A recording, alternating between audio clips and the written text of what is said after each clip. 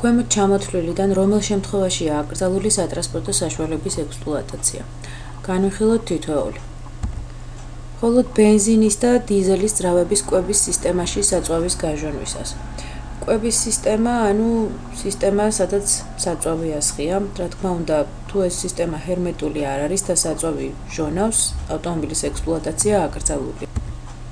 მეორე პასუხი, მხოლოდ აირების გამონაბოლქვის სისტემის ელემენტების შეერთებებში ნამწვის გაჟონვისას, ამ შემთხვევაშიც, როგორც უკვე აღვნიშნეთ, საწვავის წვის შედეგად გამოიყოფა გამონაბოლქვი აირები და ამ სისტემის ელემენტების შეერთებებში ნამწვის გაჟონვაც დაუშვებელია.